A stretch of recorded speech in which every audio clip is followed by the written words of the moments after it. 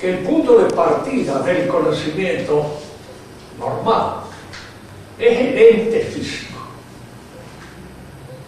Y precisamente utilizamos este término ente, que en castellano quiere decir aquello que es, porque es un participio activo del verbo ser.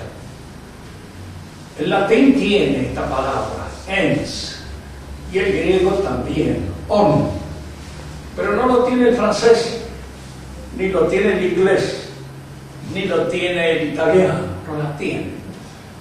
Y por eso hay ciertas dificultades a veces en estos idiomas para la realización del análisis ontológico, porque el análisis se funda precisamente sobre el ente, y es conveniente que la noción sea clara y precisa, porque a veces se presta a ciertas ambigüedades.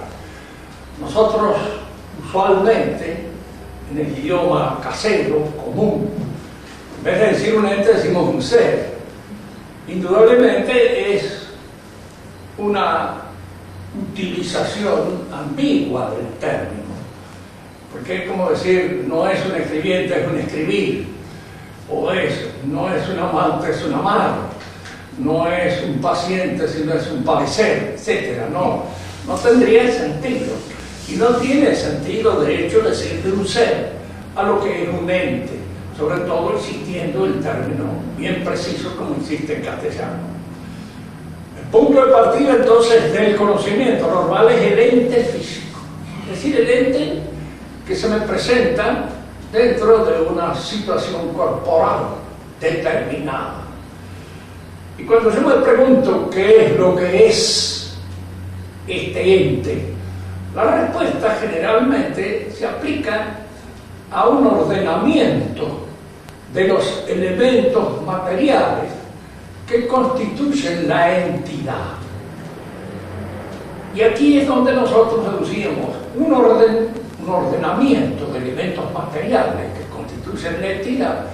Es una programación, para decirlo en términos de computadora, a los cuales están, yo no tanto, pero están más habituados la mayor parte de las personas de esta época. Y una programación, un ordenamiento de materiales es un eidos, una idea.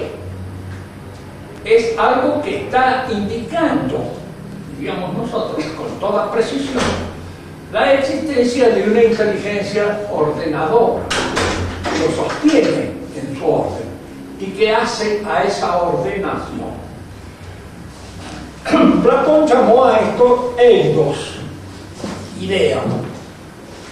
Vamos a ver cómo hay acá una pequeña confusión que puede provocar grandes confusiones. Parvus error in principio magnum in fine, dicen los escolásticos. Un pequeño error en el comienzo, a lo largo del razonamiento se hace un gran error, se hace un error mucho más grande de lo que parece al principio. Platón le llamó eidos o idea, y ya vamos a ver qué confusión produce esta designación.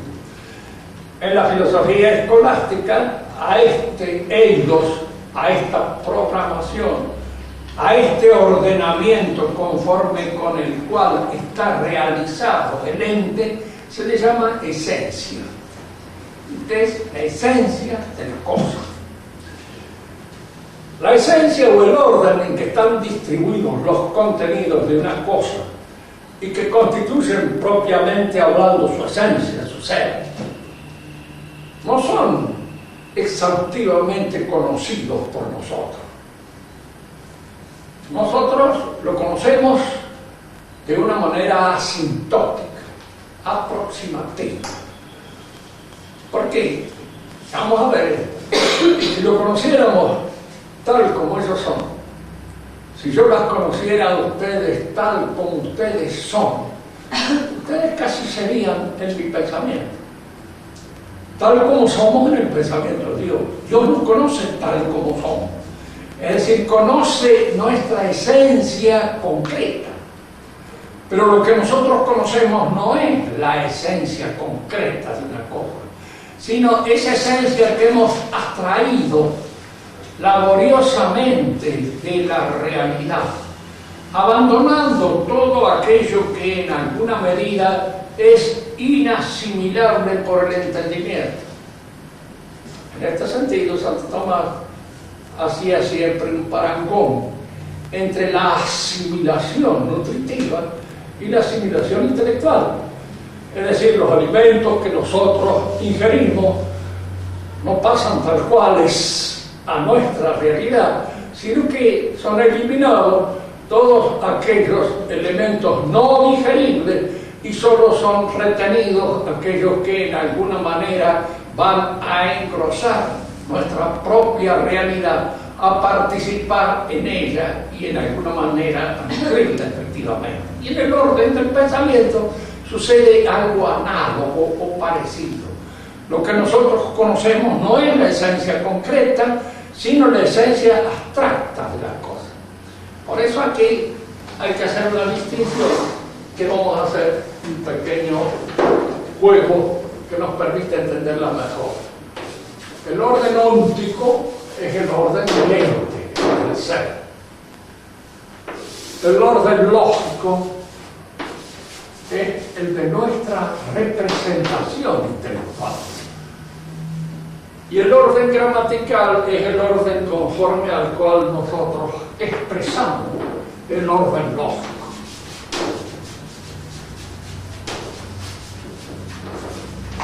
Conviene distinguir estos tres órdenes. Bien, recuerden que siempre el principio fundamental de la filosofía escolástica es distinguir para unir. Distinguir, aunque en la actualidad este término ha sido expugnado, el conocimiento es discriminar. Discriminar una cosa es distinguirla. Si nosotros no discriminamos, confundimos. Y si confundimos, no conocemos. Entonces entramos en una confusión de cosas. En la escolástica, los principales distinguir. Una cosa es la esencia concreta, tal como se da en el ente, en el orden óntico. Otra cosa es la esencia tal como yo la percibo, la advierto y la represento en mi mente.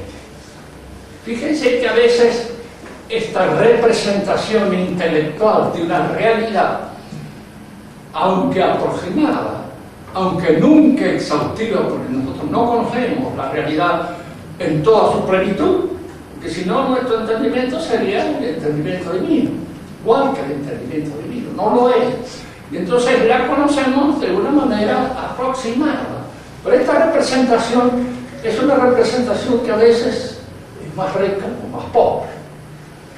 La idea que se hace del caballo, un profesor de filosofía como puedo ser yo, es un poco distinta a la que se hace un dictador profesional que tiene del caballo un conocimiento mucho más profundo.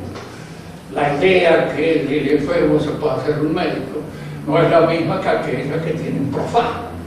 Es decir, la representación es siempre algo mucho más rico que lo que suele producirse en la expresión gramatical de la representación.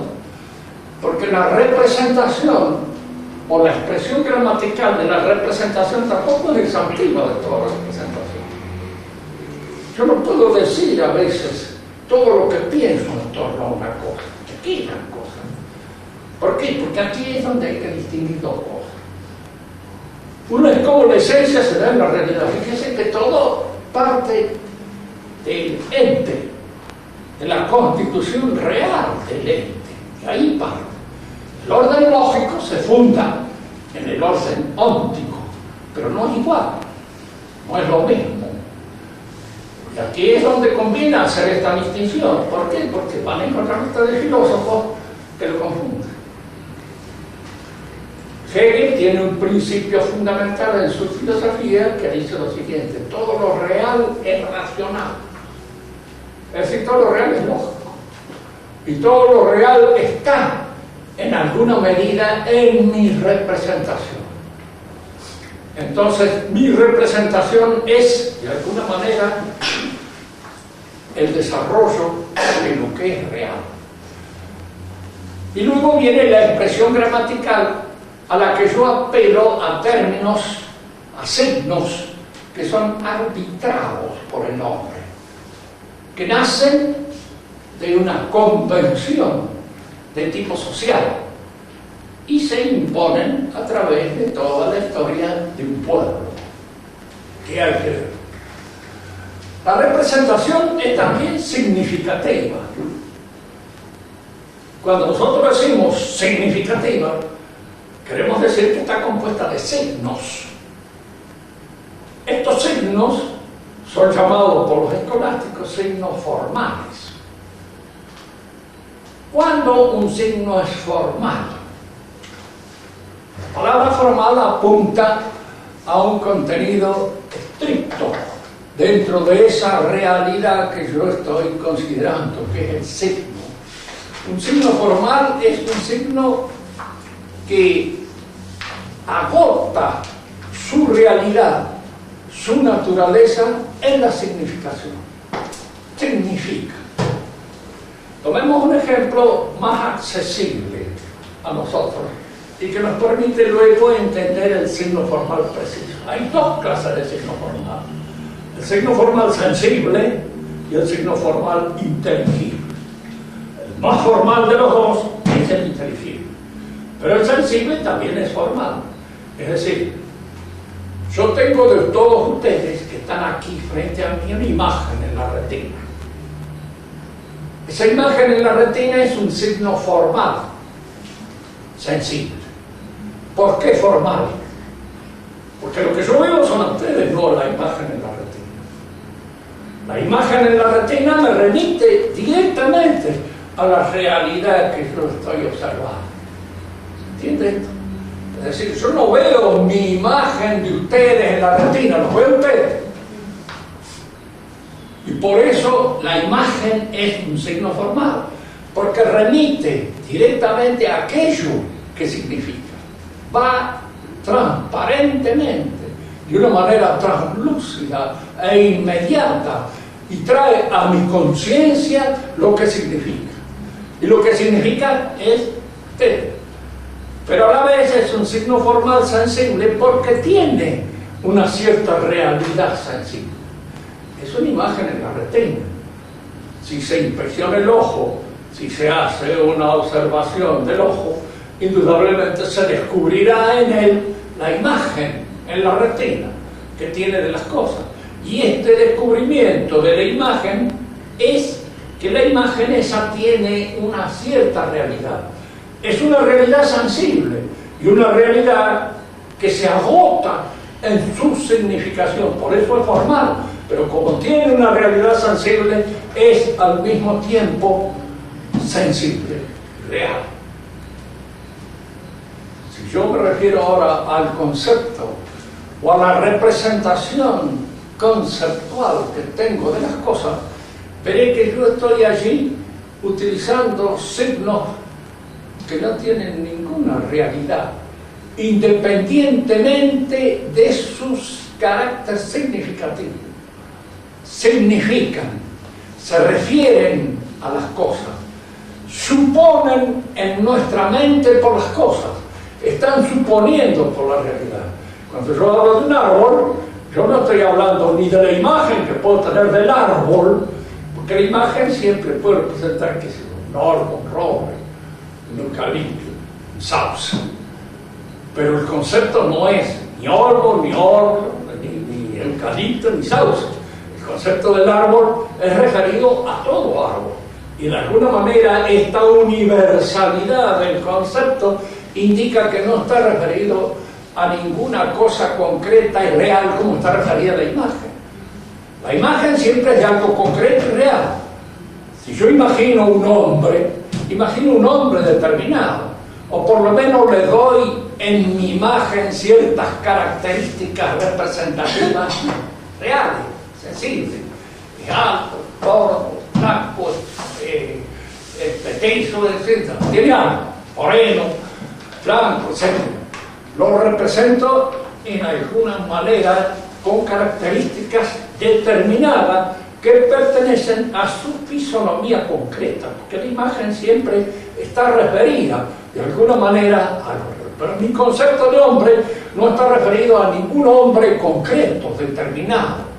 Está referido a aquellas características que manifiesta la realidad humana, el ente humano a la inteligencia.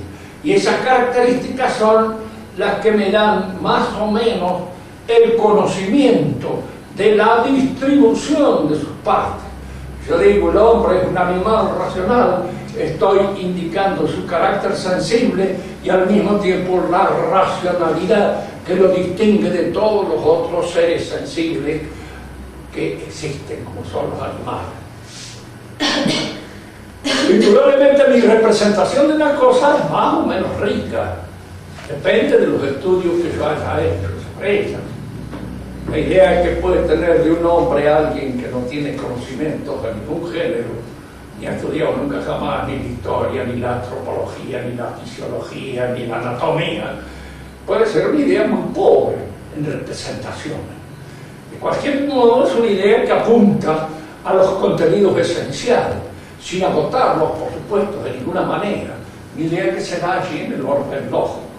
Y luego, la mayor o menor riqueza verbal con que cada uno de nosotros posee es lo que permite, diríamos, manifestar gramaticalmente esa representación. Aquí lo que yo debo distinguir es siempre eso, la esencia en la realidad concreta, la esencia óptica. A esa solo Dios la conoce. Yo no la conozco nada más que de una manera asintótica. La esencia tal como aparece en mi mente, como representación de la cosa. Y esa representación que yo tengo de la cosa, que puede ser más o menos rica, es una representación distinta de la cosa. No es la cosa, es su representación. Ahora, al decir que es su representación, quiere decir que esta representación significa la cosa. Se refiere pura y exclusivamente a la cosa. No es tampoco algo que no sea esa referencia significativa a la cosa. Es totalmente una referencia significativa a la cosa. Y luego yo la expreso por términos que son de uso convencional en cada uno de los idiomas. La diferencia entre lo lógico y lo gramatical se da en el hecho de que a un mismo concepto lo puedo decir en francés, lo puedo decir en italiano, lo puedo decir en inglés, lo puedo decir en latín, en fin, lo puedo decir en todas las lenguas que conozca. Y cada una de estas lenguas es distinta. Si ustedes lo observan bien, yo digo árbol, en español, es un sonido, es una palabra, un fonema. Este fonema indudablemente expresa el concepto que en alguna medida tengo del árbol. Yo le hablo del árbol a otra persona y la representación que la otra persona se hace del árbol es una representación también distinta a la que yo puedo tener. Podemos coincidir en algunos aspectos fundamentales acerca de esa realidad que menciono con el término árbol, pero la representación depende en cada caso del mayor o menor conocimiento que cada uno de nosotros tenga de esa realidad que es el árbol. ¿Se entiende esto? Y luego viene la expresión gramatical, que es más o menos rica. Y aquí es la importancia que tiene el conocimiento de los idiomas, y no de todos los idiomas iguales. Yo esto lo he dicho ya en varias oportunidades, pero nunca viene de más repetirlo. Que nosotros tenemos un idioma muy rico, es un idioma que tiene siglos de cultura y de civilización, más siglos en los cuales el ejercicio intelectual ha ido purificando, expandiendo, en alguna medida, diríamos así, perfilando mejor los conceptos que el idioma representa. No es lo mismo hablar un idioma con el cual surge de las tareas cotidianas en el campo, un dialecto campesino, que hablar un idioma culto, un idioma que ha sido de alguna manera trabajado por la ejercitación de la filosofía, por la ejercitación, diríamos así, del derecho, por la ejercitación de la teología, por la ejercitación de una serie de conocimientos y una serie de ciencias que van purificando la ejercitación del sistema. Y es horrible cuando se empieza, diríamos, por una razón X, por un retorno a la bajeza, por un gusto de la bajeza, que en la actualidad existe. Nosotros nos cuesta. Cuando me dicen que es la posmodernidad, no diría ni la posmodernidad, es el retorno a la bajeza, pronunciado por un Freud, por un Marx y por todos los que en alguna manera lo siguen a través de todo un proceso publicitario. Las palabras van modificando su contenido para convertirse en eslogan que no significan nada. Yo les hablaba recién de la palabra discriminar, que quiere decir distinguir. Si no se discrimina, no se distingue. Si no se distingue, no se conoce. Se confunde. Entonces, esa palabra, ¿por qué se pone eso? Porque, claro, a veces en la discriminación no necesariamente hay una situación maligna. El hombre discrimina a una mujer, el hombre. Si no la discrimina, desgraciado él. Entonces, infeliz, ¿quién? Discrimina. La ve, la advierte, se da cuenta de sus diferencias. Y esas diferencias indudablemente entran de alguna manera en su representación y en su concepción de la realidad. Y discrimina también a un negro de plano. Ahora dice que este sea mejor que el otro. Muchas veces le decís a Martín Fierro, yo he visto al negro y al blanco sin distinguir los mejores. Le mató iguales olores bajo de una misma cruz, más también hizo la luz para apreciar los colores. Era lógico de que se aprecien los colores. A una negra le gustaba más un negro que un blanco.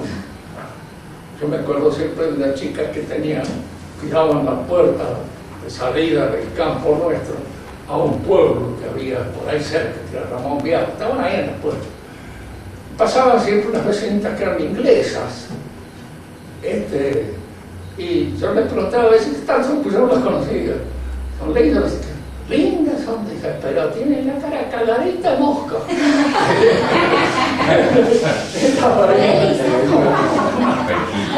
Un rostro lleno de pecas. Y para ellas era con lo de la pena de viaje, al punto que les gustaban más pecas. ¿No?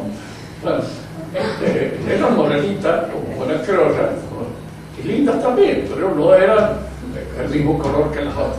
En la distinción, en estas discriminaciones, no necesariamente entra un contenido peyorativo. Cuando entra un contenido peyorativo, lo que allí hay que, diríamos así, corregir, es si eso peyorativo está bien o mal aplicado. Que lo peyorativo puede estar bien aplicado. Si alguien dice de un hombre, este es un roñoso, y efectivamente lo es, esta discriminación es lógica. Viene con un sentido peyorativo, pero un sentido peyorativo perfectamente bien aplicado en este sentido, porque se merece esa concepción. Entonces, nosotros tenemos aquí estas tres cosas: lo óntico, lo lógico y lo gramatical. Y estas tres cosas están intrínsecamente unidas. Lo lógico no existe sin su apoyo en la onticidad.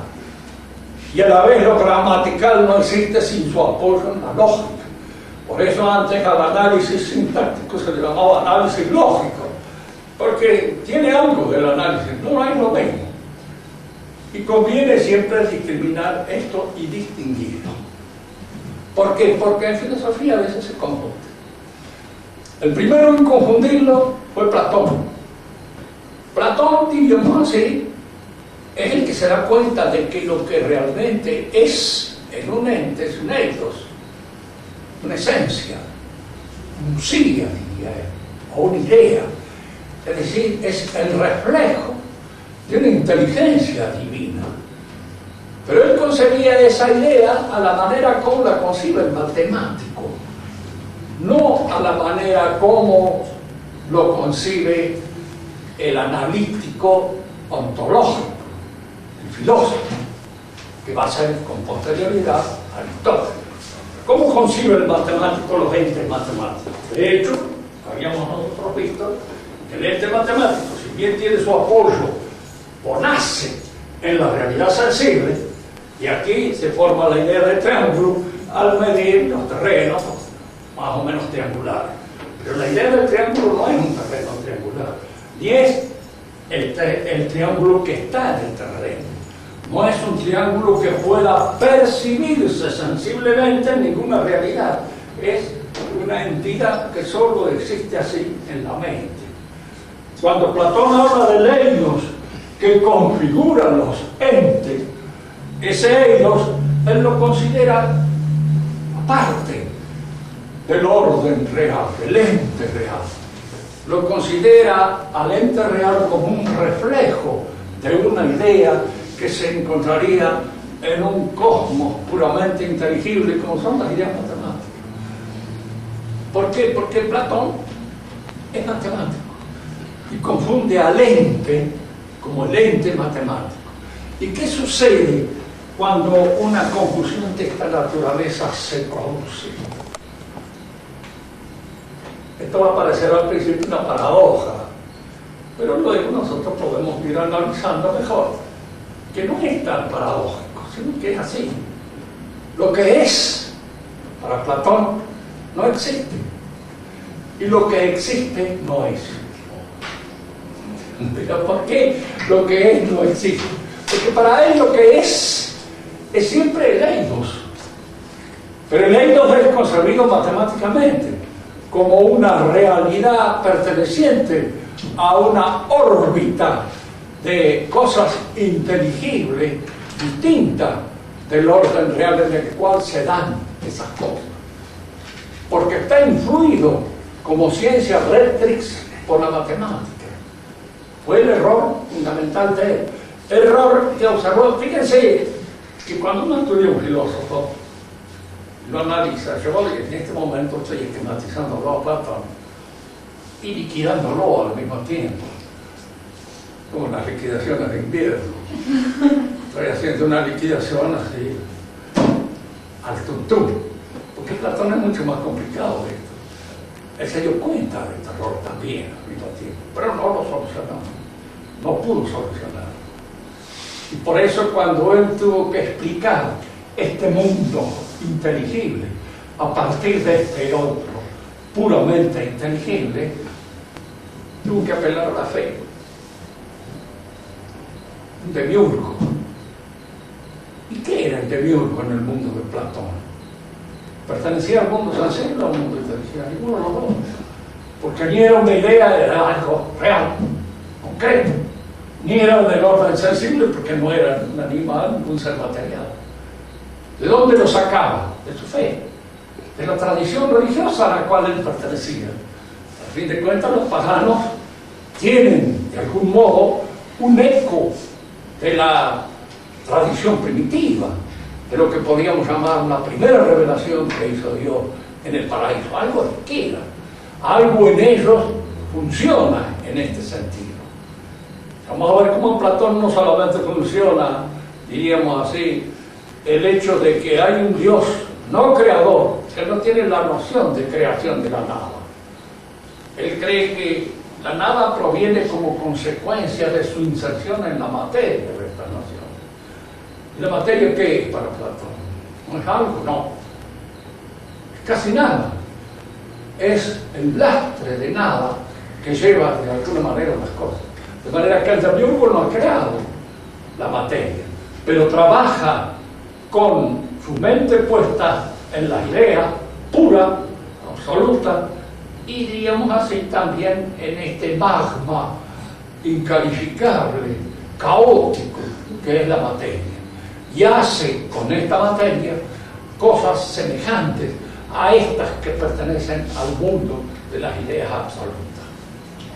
Hay en él una confusión entonces de lo que podríamos llamar más el orden lógico, que a fin de cuentas las matemáticas es una lógica. Y el orden total de las matemáticas es un orden lógico. Hay una confusión en el del orden lógico con el orden óptico. Luego esta confusión es la que lo induce a cometer estos errores que son los que vulneran el fundamento de su metafísica. Aristóteles lo corrige en parte, pero la corrección total nosotros vamos a tener que esperarla del cristianismo. Ahora tenemos aquí nosotros dos cosas. En primer lugar, todo ente está constituido por una esencia de la que tenemos una representación lógica, y al mismo tiempo la exponemos a través de una representación gramatical. Fíjense que esta exposición por la representación gramatical está dependiendo de la riqueza verbal, del idioma que yo manejo. No creo que una lección de metafísica se pudiera dar en guaraní, o se pudiera dar, digo esto un poco para veces a todos estos que son indigenistas, se olvidan un poco de que los españoles acá trajeron el idioma con el cual se podía progresar en el orden del conocimiento, porque los españoles lo habían heredado de muchos otros pueblos. A mí me se enreda a veces los indigenistas aquí porque creen que los españoles, por ejemplo, no han recibido ideas y no han sido conquistados por otros. Por sí que han sido conquistados por los romanos, conquistaron España. Le impusieron el idioma. El idioma ibérico, si existió, desaparecido. El que existe actualmente es el latín. ¿Y ganaron algo con este cambio del ibérico al latín? Posiblemente sí, porque ganaron esos siglos de civilización que venían de Grecia, pasando por la latinidad, y que formaron y constituyeron posteriormente el idioma que nosotros hablamos. Los franceses también fueron conquistados por los romanos, y nunca se han quejado de eso, ni han dicho de alguna manera, los romanos nos han quitado el idioma que nosotros teníamos, que era un idioma, no, era un idioma, digamos así, rústico, que no tenía la potencialidad comunicativa que puede tener el latín. De manera que en esta transfusión del idioma han ganado, y han ganado de este salto a través, diríamos así, de los siglos, han incorporado a su saber todo este trabajo cultural realizado por los griegos, realizado por los latinos y realizado posteriormente por los franceses en su consecución. Platón confunde entonces lo lógico con lo real. Esta confusión se va a dar muchas veces a través de la historia de la filosofía. Esta confusión la vamos a advertir en Kant posteriormente, la vamos a advertir de una manera ya más difícil, más intrincada, pero también de una manera, digamos así, gráficamente confusa en Hegel. En él es donde esta confusión de la lógica con lo real se da de una manera, los que les gustan estudiar los puzzles y los logogrifos filosóficos, a mí no me gustan mucho. Cuando veo que alguien está fuera de lo que es verdadero no me atrae. Y si lo leo por razones de oficio. Nunca lo he leído a Hegel en su idioma original porque no lo conozco. Lo he leído a través de traducciones al italiano, al francés, al inglés mismo, y traducciones que creo hechas por admiradores de, supongo que lo conocerían. Porque el reproche que a veces se me ha hecho a través de algún escrito en el cual yo tengo un poco un tip, digamos así, simplificador. Oiga lo que es esencial. Y dejo de lado un montón de cosas, en fin, en las cuales uno se podía perder a través de una serie de disquisiciones exquisitas, pero que no hacen a la esencia de las cosas. Entonces, generalmente lo explico a Hegel muy rápidamente y de una manera que para mí es clara y lúcida, pero para los otros puede no serlo. Y sobre todo porque Hegel ha dado lugar a diversas interpretaciones. Yo creo que los hegelianos muy distintos que entre ellos no se llevan nada bien. Y al contrario, se tiran a Hegel por la cabeza, uno con otro, diciéndose esto no es su verdadera interpretación. Usted no lo conoce a Hegel. Yo lo he leído muchas veces. Althusser era un intérprete de Hegel. Sartre era un intérprete de Hegel. Y Althusser decía que Sartre no lo había entendido nunca jamás. Y Sartre decía a Althusser que no había entendido nada de lo que Hegel decía. Yo, atendiendo a los dos, calculo que ninguno de los dos ha entendido nada. Y entonces el Hegel que le explico ese debe ser y el único que realmente tiene acceso a nuestra inteligencia. Aquí nosotros tenemos esto que conviene empezar a distinguir. Distinguir para posteriormente unir. Platón distinguió entonces, no distinguió bien lo lógico de lo óptico.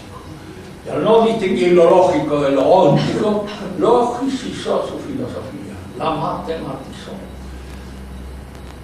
El gran trabajo de Aristóteles fue precisamente descubrir esta diferencia. Y luego está lo que podríamos llamar la distinción de lo gramatical, porque la exposición de mi representación intelectual de una cosa está dependiendo en gran parte de los recursos verbales que el idioma que yo tengo, o que yo manejo, permite. Cuando ese idioma no tiene esos recursos verbales, indudablemente la representación intelectual que me hago de una cosa queda un poco cojitranca. No puede, diríamos, expresarse con toda su plenitud por causa de la dificultad en los recursos verbales. La esencia de una cosa es aquello que la constituye, y que lo es. Pero la esencia que tiene la realidad óptica es una, y la de mi representación es otra. Mi representación no es la esencia de la cosa. Pero en la esencia de la cosa yo debo distinguir otro aspecto, que es lo que nos interesa. La esencia y el ser de esa esencia. Fíjese que acá conviene hacer una aclaración de carácter semántico, es decir, de carácter verbal. Porque para nosotros ser y esencia se confunden. Y para darle un sentido fuerte a la palabra ser, apelamos a un término que se llama existencia. Y este término que se llama existencia es un término también confuso, porque es un término que nace de una interpretación o de una etimología distinta a la que le damos. Existir, sistere ex, significa provenir, venir una cosa de otra. Lo decía Lucrecio cuando decía vernes ex extercore existum. Los gusanos nacen, brotan, surgen del estiércol. Él lo consideraba así. No había pasado por Pasteur. Indudablemente faltaban muchos siglos para que eso se hiciera. Pero de alguna manera, diríamos, él lo veía brotar del estiércol. Y empleaba para brotar o nacer el término existum. De manera que cuando uno dice, el término en que se usaba en esa época, si Dios existe, es un término que no corresponde. ¿Por qué? Porque Dios no puede existir. No nace, no brota, no surge de otra causa más allá que la de Él mismo. De manera que eso de la existencia o pruebas de la existencia de Dios es una manera un poco errónea de hablar. Dios es. Y en la suma teológica ustedes van a encontrar el término si Deus es. Y Dios es, no si Dios existe. Porque el término existir entra en la filosofía más o menos en el siglo XVII. Y para subsanar en francés, en italiano y en inglés también con posterioridad las dificultades que hay en estos idiomas cuando se aplican a la filosofía después de haber utilizado el latín. Cuando el latín se deja de lado, hay que explicar la filosofía en los términos propios de cada una de las lenguas romances que la explican. Y estas lenguas romances carecen de los recursos, a veces filológicos, que tiene el latín. No se puede hablar bien filosofía ni en francés ni en italiano, bien. Entonces hay que inventar algunos términos que subsanen o que de alguna manera ayuden a posibilitar esta dificultad. Y uno de esos términos es el existir. La palabra existir entonces comienza a significar la efectiva realidad de una cosa. Eso existe, decimos nosotros para indicar que no es una mera quimera. Alguien puede hablar de algo y decir, mira, yo he visto tal y cual cosa, pero lo has visto de veras, existe eso, es. Y la palabra existe, entonces se convierte, en alguna manera, en el significado fuerte de ser, y reemplaza al término ser. Pero acá hay todas clases de dificultades, porque posteriormente el existencialismo va a introducir una nueva manera de entender lo que quiere decir la existencia, y esta palabra se añade al caos inicial, aumentando, diríamos así, las dificultades y las confusiones naturales. Nosotros vamos a utilizar el término ser, el infinitivo verbal. Una cosa es tal cosa, está determinada por esa suerte de diagramación, llamémosle por esa programación que es su esencia, y al mismo tiempo tiene un actus essendi que la hace ser. Ahora, fíjense bien esto. Cuando uno analiza la esencia de una cosa, el hombre, un animal racional, la esencia suele estar más o menos contenida, lógicamente, en la definición. Es decir, en la exposición gramatical que es ojo. El hombre es un animal racional. Allí están apuntados por lo menos los dos elementos básicos, constitutivos de su realidad, de su esencia, la animalidad y la racionalidad. Pero de esta noción no sale la existencia del hombre, no surge su ser efectivo, real, puesto sobre la realidad, sacado de la nada. Es decir, que las esencias, por mucho que yo las maneje, pueden ser parecidas a las cosas. Es un problema que se le presentaba acá, cuando él decía 10 pesos pensados, interpretados, la lógica, son iguales a 10 pesos reales. Hay la diferencia entre tenerlos en el bolsillo y no tenerlos, nada más que en la fantasía, en la mente. Entonces, ¿la diferencia cuál es? La existencia real concreta. Y la existencia real concreta no surge como por ensalmo, no surge de una manera puramente, diríamos así, lógica de la noción de existencia. Esto nos lleva a una cosa que voy a terminar en esta clase de ponerla para que la veamos. El famoso argumento ontológico. El argumento ontológico por el cual se demuestra la existencia de Dios a partir de su perfección es un argumento que fue muy discutido en la Edad Media, primero por un monje benedictino, Gabrielón, y posteriormente por Santo Tomás de Aquino, que lo refutó. No demuestra nada. El noce al esse no vale la consecuencia. ¿Qué quiere decir? Que en este orden puramente representativo y lógico, a este no vale la consecuencia. De este a este sí, pero de este a este no. Es importante esto porque en nuestra época ustedes van a hablar o van a oír hablar de las contradicciones dialécticas en que cae la sociedad. Las contradicciones dialécticas son lógicas. Usted las traslada al orden real, usted pasa del noce al esse. Es decir, usted está cometiendo una invasión de jurisdicción, metiendo lo lógico en lo óntico. Fíjense en una cosa muy simple.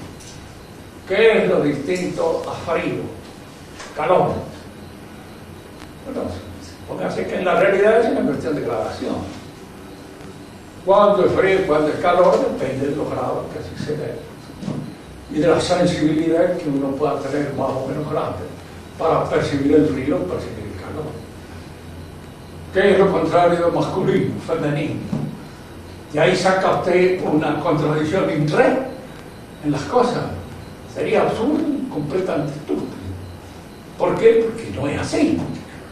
Pues lo masculino y lo femenino se dan en el hombre como realidades complementarias, como cosas que se complementan, no como cosas que se contraponen. La contraposición es lógica, nace de los conceptos. El examen del concepto, me permite decir que el contrario de este concepto es este, el contradictorio es este otro, pero yo no puedo trasladar esta contrariedad y esta contradicción lógica al orden de la realidad, sin cometer una invasión completamente arbitraria en el orden de la realidad. No corresponde, es confusión. Fíjense, esto es lo que a mí me llamó la atención cuando yo empecé a estudiar filosofía. Yo tenía una formación estrictamente positivista. Es decir, me había formado en el positivismo, que se prestaba más a mi mentalidad un poco campesina. Era el que me permitía entrar en lo que es real. Y cuando entré a estudiar la filosofía escolástica, me di cuenta que toda la filosofía moderna era de un simplico. No distinguían nada, confundían. ¿Por qué? Porque no se habían ejercitado la distinción de estos distintos momentos del conocimiento. No se han ejercitado en esa distinción. Y al no ejercitarse en esta distinción, luego cuando empiezan a pensar, confunden. Y esa confusión se produce en todos los instantes en que se desarrolla el pensamiento del hombre, tanto en el pensamiento social como en el pensamiento del derecho. Los derechos del hombre son una deducción puramente lógica de la representación puramente lógica de lo que es el hombre, pero no son ónticas.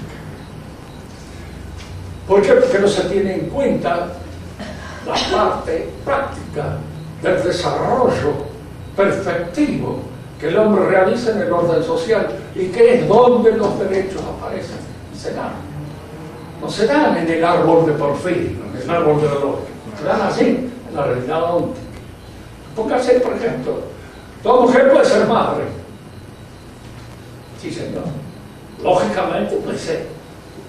Pero existencialmente puede no ser. ¿Por qué? Porque alguna puede no tener. Puede no ser. Y puede carecer de aquellos elementos existenciales que pertenecen a la maternidad. Y entonces aquí hay que distinguir lo que es propio de la existencia concreta, real, y aquello que pertenece al orden lógico. El hombre puede viajar al espacio. Yo soy un hombre, luego puedo viajar al espacio. No. Primero que va a decir el médico, dice, ya viejo, vete a hacer tu casa y no andes queriendo hacer un aparato de esto, no va a morir. Bueno, lógico. ¿Por qué? Porque lo que el otro está examinando es una situación concreta, real. Y lo que yo estaba examinando en el principio es una situación lógica, una situación puramente esencial. En lo esencial, esto sí, está bien, pero resulta que cuando me traslado a lo real, sí. Ya decía Mirabeau cuando la Declaración de los Derechos del Hombre en la Asamblea Nacional Francesa, en cuanto se codifiquen, dice, esto no queda nada. Lógico. O sea, pasará un código que tenga en cuenta el perfeccionamiento concreto de cada hombre. Cada hombre tiene derecho a opinar. ¿Qué importancia puede tener mi opinión sobre cosas que no conozco? Fíjese que Enrique y Messina me consultan sobre cuestiones médicas. A Maradona lo consultan. Entonces, la enfermera opina sobre cuestiones de biología. Opinión, tiene derecho a opinar. La opinión de él no vale un pito. Y si usted dice, mire, cállese a la boca, opine el fútbol que es el que usted conoce. Y no hable más de cosas de las cuales no ha estudiado nunca jamás. Usted es un discriminador asqueroso. De alguna manera de que alguien desarrolle su capacidad y comunique su pensamiento. Como si todo pensamiento fuera digno de ser comunicado. Bueno, hay pensamientos que no son dignos de ser comunicados, no vale la pena ni de oír. ni oírlo hablar, porque al oírlo hablar usted entra en un terreno ya de infantilismo completo y se da cuenta de que tú no puedes decir esas cosas. Este es lo que permite acá distinguir entre esencia y existencia, entre orden lógico y orden óptico. La esencia es, digamos así, muchas veces, el modo de ser de una cosa. Del modo de ser de una cosa yo puedo deducir muchas conclusiones, pero esas conclusiones que yo deduzco in abstracto, lógicamente, del modo de ser de una esencia, a la realidad concreta hay un cambio, porque pueden no darse. Y esa deducción puramente lógica no puede ser trasladada así sin más al orden óptico. Es muy común, diríamos así, por ejemplo, los que estudian derecho, es importante a veces señalar este hecho. El derecho es un orden jurídico instrumental al servicio del orden natural, moral, que es el orden social. El orden social nace de las virtudes y del sistema de virtudes concretas que cada uno de nosotros tenemos. ¿Por qué es posible esta reunión en torno a esta reflexión? Porque el comportamiento de ustedes es adecuado. Porque cada uno de ustedes prudencialmente hace lo que tiene que hacer. Escuchar, oír y en todo caso preguntar si no entienden una cosa. Pero no hacen ruido, no molestan y no hacen imposible lo que hacen. Ese es el orden real, moral, fundado en las virtudes. ¿Para qué sirven los reglamentos? Que viene a ser algo así como el derecho positivo. Hay en todos lados. A veces es necesario ponerlo, por ejemplo, prohibir escupir en el suelo. Aquí no lo han puesto porque suponen que ninguno de ustedes tiene esa costumbre. Y la de jugar a cualquier más lejos, porque se evita eso, esas incursiones en el terreno de la guaranguería. Pero el orden jurídico sirve para fundamentar el orden natural de las virtudes, para hacerlo lo más posible, concretamente, pero está al servicio de eso, no lo reemplaza. Por eso cuando alguien dice una buena constitución a veces es absolutamente nada. Porque si los jueces son malos y la gente se comporta como el diablo, la buena constitución sirve para nada. Todas las buenas ideas que allí se dan en la Constitución no tienen valor concreto, no tienen valor real. Ven cómo hay una serie de transgresiones que vienen de la confusión de estos órdenes, de esta realidad. La confusión de lo lógico con lo óptico y a veces hasta de lo gramatical, que hay gente que confunde, que creen que las palabras son esto. En la actualidad hay una filosofía que tiende a reducir todo el conocimiento a la palabra. Toda ciencia es un lenguaje bien hecho. No es así. Esa es la matemática, en cierto modo, de alguna manera, porque es la ciencia que tiene el lenguaje más exacto. Pero también tiene indirectamente una fundamentación en lo real. Bueno, por hoy dejamos esta distinción entre la esencia y la existencia o el ser, el actus essendi, el verdadero ser de la cosa. Y como corolario de esta conversación diríamos que de la noción de esencia no se puede deducir la existencia. Así, la idea de un ser perfecto, más perfecto que el cual nada puede haber, para hacerlo, tiene que ser un ser existente, porque si no, no sería el ser perfecto, más perfecto que el cual nada puede haber. Luego digo existente, ¡pum!, se acabó. Y acá hay una inferencia ilegítima, porque la idea de un ser perfecto es lógico, yo no la puedo pensar sin pensar que existe. Pero una cosa es pensar que una cosa existe, otra cosa es que existe efectivamente. De hecho, independientemente de que yo la piense. Entonces, por eso el argumento en sí mismo es sofístico, porque es una transgresión de lo lógico a lo óptico. El no se avesse non vale consecuencia, dice Santo Tomás. Y hay que seguirlo al ángel de la escuela, porque indudablemente sabía pensar. Y es el que de alguna manera, yo creo que Y hay muchas cosas que Santo Tomás no ha pensado, lógico, y que alguien, siguiendo su método, puede pensar. En cierta oportunidad me acuerdo que me tocó a mí desarrollar la noción de lo que es lectórico, de historia. Y yo hice un desarrollo que está en un libro mío. Santo Tomás sobre esto no pensó nunca. ¿Por qué? Porque no se había presentado al pensamiento de ellos este problema histórico que nace con mucha posterioridad. Pero yo seguí el método de él. Y de alguna manera puedo decir que mis conclusiones, malas o buenas, son tomistas. Porque están fundadas en el método de él. ¿Alguna pregunta? Yo voy a hacer una... Te voy a obligar Sí. a pensar como... En este caso, si yo digo que el punto de partida son las palabras, como Habermas, Sí, sí. es lo mismo suponer, estaría dentro de un pensamiento lógico, aunque diga que son las palabras, aunque diga que es el gramatical. Bueno. ¿Ah? Sí, porque las palabras son expresiones de una representación intelectual. Y no pueden no ser. No puede no ser. No pueden no ser. O son. Entonces no he inventado Por nada. mucho que Habermas. Claro. Claro. No, esa parte siempre, aquí lo que está sirviendo de ciencia eléctrica es la matemática. En la matemática el signo es inevitable, el signo gráfico, si no, no podés pensar. Tampoco podés pensar sin palabras. Y entonces es muy común creer que ya que no puedo pensar sin palabras, las palabras son lo esencial.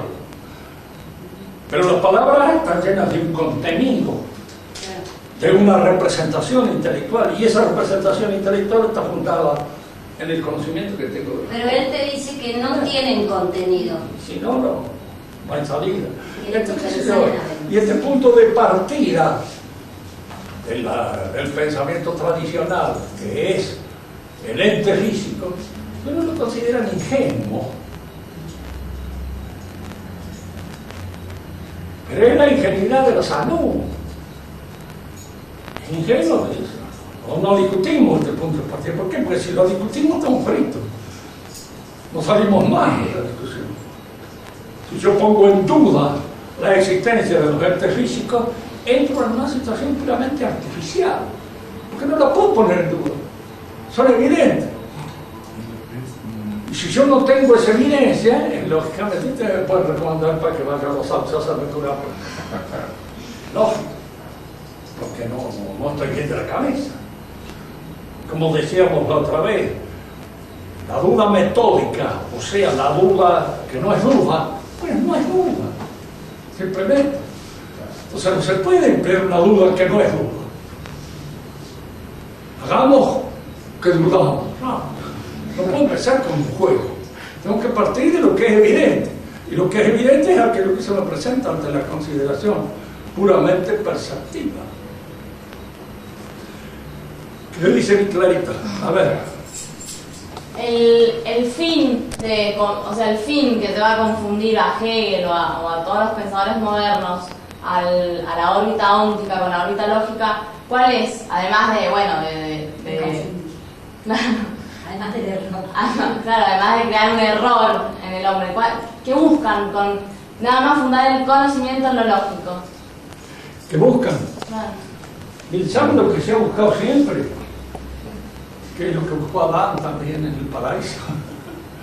Un conocimiento que sea parecido al de Dios, completo, absoluto, total, sin babas, sin resaca. Y ese conocimiento no lo puedo entender. Nuestro conocimiento es asintótico. Ahora, si nosotros decimos todo lo real es racional y confundimos lo real con lo lógico, ese conocimiento no tiene. Es completo, acabado. Pero indudablemente no me puedo sostener en él sin caer en una serie de contradicciones que mis discípulos la van a sacar, como hicieron los discípulos de Kant y los discípulos de Hegel. Que la crítica mejor a Kant y a Hegel la han hecho sus discípulos. Son ellos los que en alguna manera han dicho esto no es posible porque acá hay una contradicción, entonces esto, y van sacando otras consecuencias cada vez más exageradas, claro, cada vez peor. Marx Es de alguna manera uno de los pensadores que concluye muchas de las formas de pensar de la época. Hegel dice, ha dado una interpretación perfecta del mundo, completa, pero puramente lógica. Dice más, entonces hay que pasar a los hechos, hay que transformar el mundo, no pensar, transformar. Y para esto está la revolución. Y lo que lo pueden transformar son las consecuencias, que es al mismo tiempo muy lógica del pensamiento de Hegel. Y él también es un lógico, él, aun cuando sus consecuencias pretendan ser muy reales y muy concretas y pueden tener efectos concretos. Mucha gente que muere a causa de eso.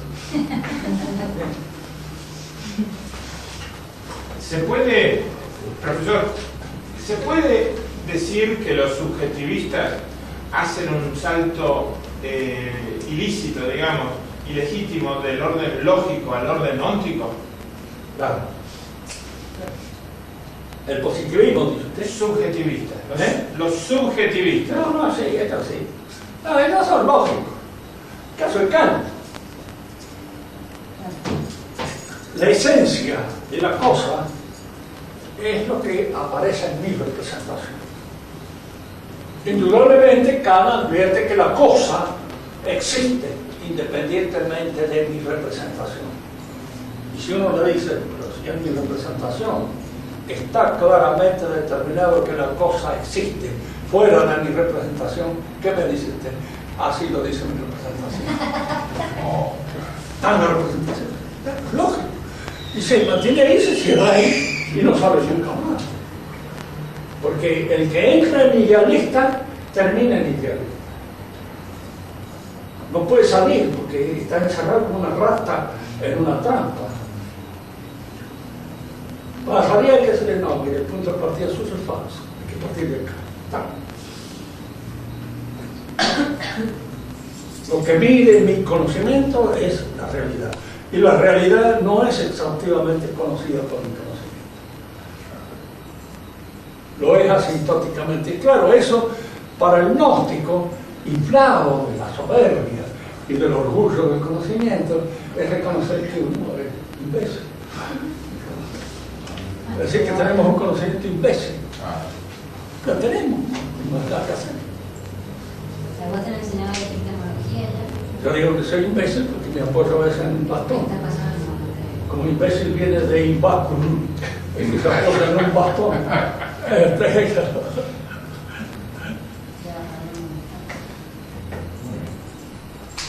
¿Alguna otra pregunta? No, lo que yo te digo es que ahora todas las chicas que les toque estudiar epistemología, por supuesto van a decir que la cosa, el objeto no La epistemología existe. es parte de la metafísica. Y ya lo vamos a ver, porque la metafísica se divide en tres disciplinas. La ontología, o el análisis del ente físico, la epistemología, o el análisis del conocimiento, y la teología, o el análisis de lo que es Dios como fundamento de todo el orden real. Ahora, una buena ontología lleva a la teología, y al mismo tiempo entre ambas constituyen lo que podríamos llamar los fundamentos de la epistemología del conocimiento. Pero en eso de la epistemología van a tener el flor del merengue, porque los profesores con toda seguridad tienen un merengue y los de órgano. Me acuerdo que de acá hubo el Congreso de Filosofía, venía un puertorriqueño que era simpático, era obligado, pero armaba las confusiones tremendas. Y le dice el viejo Rafa Benítez, no me acuerdo, bueno, el viejo de Buenos Aires, pero muy simpático, muy loco. Me agarraba la cabeza así y decía, ¿qué merengue tenés, negrito? Por si lo conocí.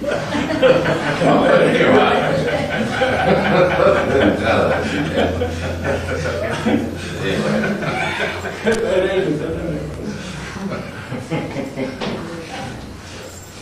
Muy bien. Bastón.